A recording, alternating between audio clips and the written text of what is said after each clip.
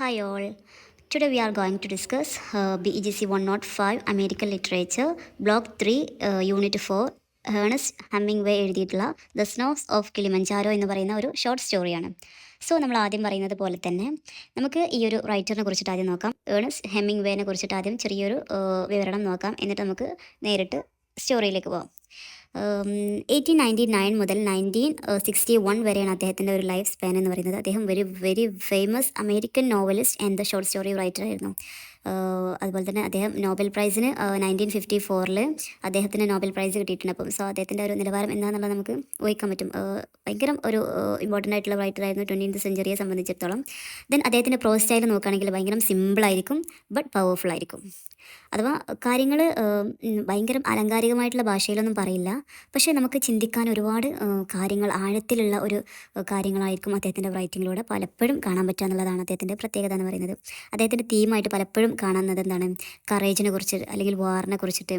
ആ ഒരു ടൈം ഒരു വാറിൻ്റെ ഒരു സമയമാണല്ലോ, ആ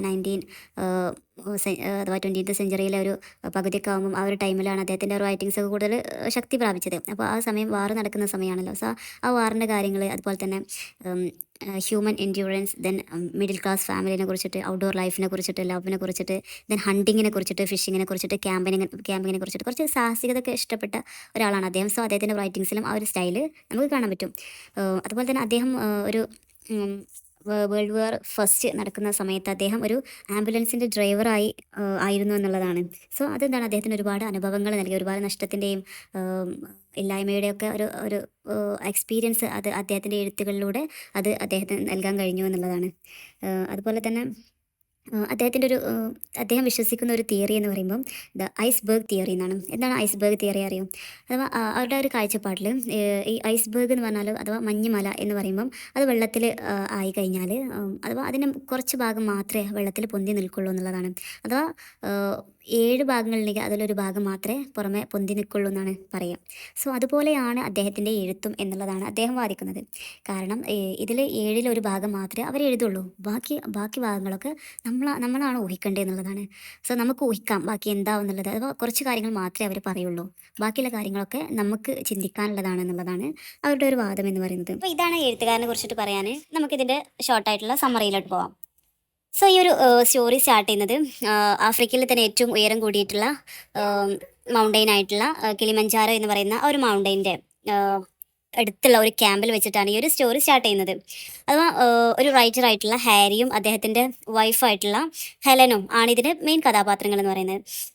അഥവാ ഈ ഹെലൻ എന്ന് പറയുന്ന അദ്ദേഹത്തിൻ്റെ ഭാര്യ ഭയങ്കര വെൽത്തി ആയിട്ടുള്ള സ്ത്രീയാണ് കേട്ടോ. സോ നമ്മുടെ ഈ ഹാരിയുടെ ഇപ്പോഴത്തെ അവസ്ഥ എന്ന് പറയുമ്പോൾ അവർ ഒരു സഫാരിക്ക് വന്നതാണ്. സോ അതിനിടയിൽ അദ്ദേഹത്തിന് മുറിവ് പറ്റുകയും അത് ഒരു വലിയൊരു ഇൻഫെക്ഷന് കാരണമായും അത് കാരണം ഗാൻഗ്രീൻ എന്ന് പറയുന്ന ഒരു അസുഖത്തിലേക്ക് വരെ അദ്ദേഹം എത്തി. അഥവാ മരണത്തെ കാത്തു കിടക്കുന്ന ഒരു അവസ്ഥയാണ് നമ്മുടെ ഹാരിക്ക് ഇപ്പോൾ ഉള്ളത്. ഏത് സമയവും മരണം എത്താം എന്നുള്ള രീതിയിലാണ് അവർ നിൽക്കുന്നത്. അവർ വന്ന ഒരു വാഹനം തകരാറിലാവുകയും സോ അതുകൊണ്ട് തന്നെ തിരിച്ചു പോകാൻ പറ്റാതെ ഒരു ശരിക്കുള്ള ഒരു ചികിത്സ കിട്ടാതെ നിൽക്കുന്ന ഒരു അവസ്ഥയാണ് ഇപ്പോൾ അദ്ദേഹത്തിനുള്ളത്. അദ്ദേഹത്തിനുള്ള രക്ഷാഭിമാനം വരുന്നുണ്ടെങ്കിലും പക്ഷേ അത് അതുവരെ എത്തിയിട്ടില്ല എന്നുള്ളതാണ്. സോ അങ്ങനെ ആ ഒരു രോഗാവസ്ഥയിൽ ഹാരി പഴയ ഓർമ്മകളൊക്കെ ഇങ്ങനെ ആലോചിക്കുകയാണ്. പഴയ കാര്യങ്ങളൊക്കെ അദ്ദേഹം ഇങ്ങനെ ഓർത്തെടുക്കുകയാണ്. അദ്ദേഹത്തിന് ഒരു എഴുത്തുകാരൻ എന്നുള്ള നിലയിൽ അദ്ദേഹത്തിന് ഒരുപാട് സ്വപ്നങ്ങൾ ഉണ്ടായിരുന്നു. പക്ഷേ അദ്ദേഹത്തിന് എന്താണ്, ഒരു സാമ്പത്തികമായിട്ടുള്ളൊരു ഭദ്രതയ്ക്ക് വേണ്ടിയും അദ്ദേഹം ഭയങ്കര ഒരു വെൽത്തി ആയിട്ടുള്ളൊരു സ്ത്രീയെ വിവാഹം കഴിക്കുകയാണ്.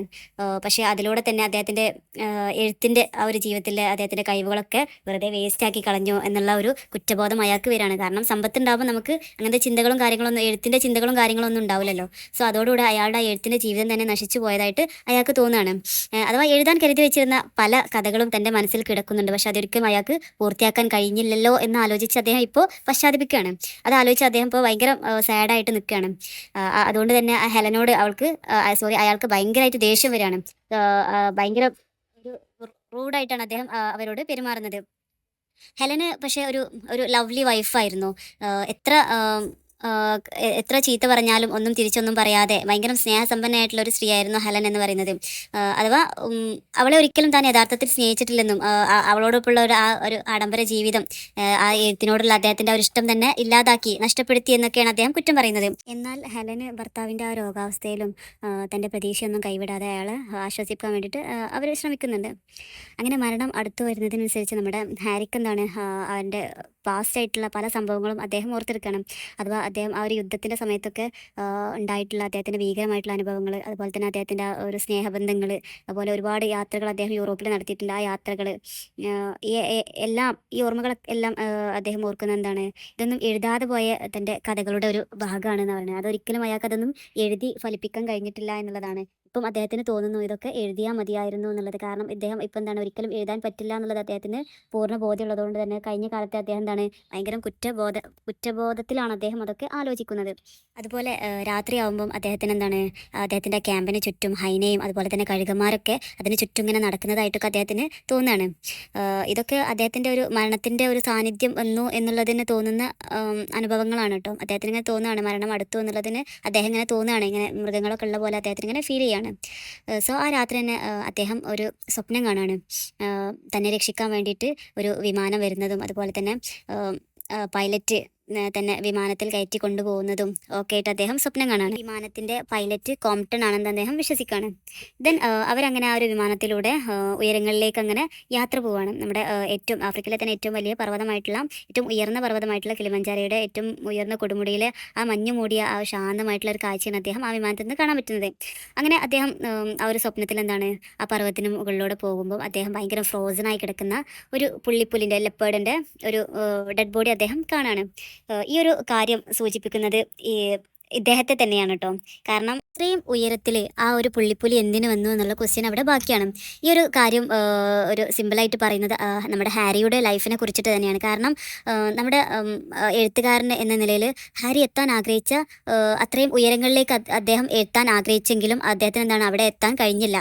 അതിനു മുമ്പ് അദ്ദേഹം പരാജയപ്പെട്ടതാണ് നമുക്ക് കാണാൻ പറ്റുന്നത്. അതുപോലെ തന്നെയാണ് ആ ഒരു പുള്ളിപ്പുലിയുടെയും, ആ ഒരു കൊടുമുടി കയറാൻ വേണ്ടിയിട്ട് പോയ ആ ഒരു പുള്ളിപ്പുലി എന്താണ് പിന്നീട് മരിച്ചു കിടക്കുന്നതായിട്ടാണ് കാണുന്നത്.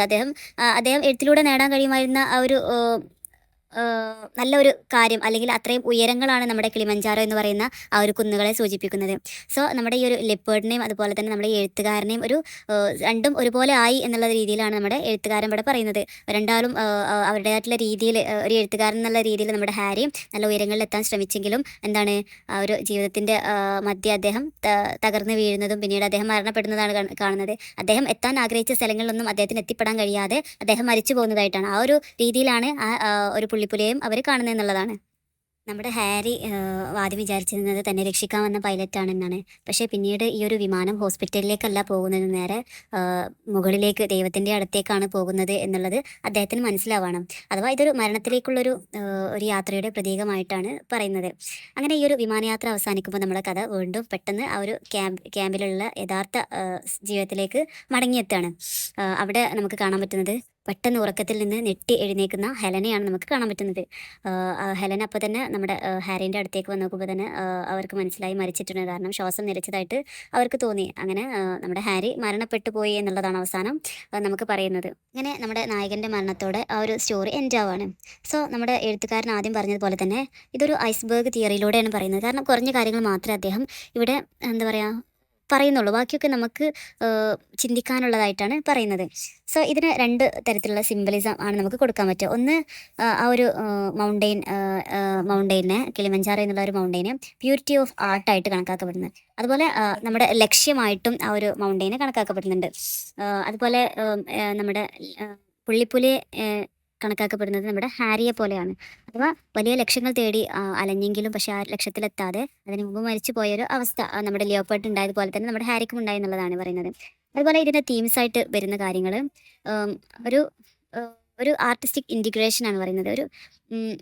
ഒരു കലാപരമായിട്ടുള്ള സംഭവം ആ ഒരു നഷ്ടപ്പെട്ടതിൻ്റെ മൂല്യത്തിനെ കുറിച്ചിട്ടാണ് പറയുന്നത്. അതുപോലെ തന്നെ ഡൈയിങ് വിത്ത് ഗ്രേസ് അഥവാ മരണം അഭിമുഖീകരിക്കുമ്പോൾ അതിനോട് എങ്ങനെ പെരുമാറുന്നു എന്നുള്ളതാണ്.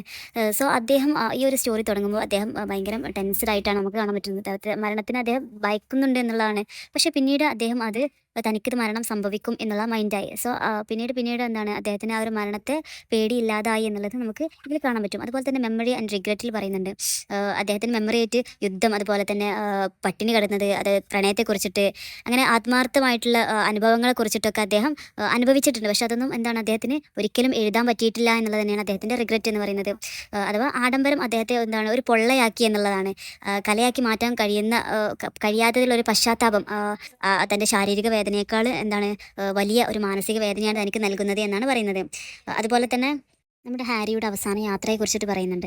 അഥവാ അദ്ദേഹത്തിൻ്റെ ശരീരം പെടുന്നിടത്ത് അദ്ദേഹത്തിൻ്റെ ആത്മാവ്, അദ്ദേഹത്തിൻ്റെ സോൾ എത്തുന്നുണ്ട്. അദ്ദേഹം ആ ഒരു കൊടുമുടി കടന്നു പോകാൻ ആഗ്രഹിച്ചെങ്കിൽ എന്താണ് അദ്ദേഹത്തിൻ്റെ ആ ഒരു ശരീരം കടന്നു പോയിട്ടില്ലെങ്കിൽ അദ്ദേഹത്തിൻ്റെ ആത്മാവ് അതിലൂടെയൊക്കെ കടന്നു പോയി എന്നുള്ളത് പറഞ്ഞിട്ടാണ് ഈ ഒരു സ്റ്റോറി എൻഡ് ആവുന്നത്. സോ അദ്ദേഹം ആ ഒരു ആത്മീയതയിലൂടെ അദ്ദേഹം അങ്ങോട്ടെത്തി എന്നുള്ളതാണ് അവസാനം നമുക്ക് കാണാൻ പറ്റുന്നത്. അതുപോലെ ഞാനൊരു കാര്യം ഇതിൽ പറയാൻ വിട്ടുപോയി. അദ്ദേഹത്തിൻ്റെ രോഗമായിട്ടുള്ള ഗാംഗ്രീൻ എന്ന ആ ഒരു രോഗം ഒരു സിമ്പിളായിട്ട് ഇതിൽ പറഞ്ഞിട്ടുണ്ട്. അഥവാ തൻ്റെ ആ ഒരു ലേസിനെസ് കാരണം, ആഡംബരമൊക്കെ കാരണം നശിച്ചു പോയ ഒരു അദ്ദേഹത്തിൻ്റെ കഴിവിനെയാണ് ഇതിനെ സൂചിപ്പിക്കുന്നത്.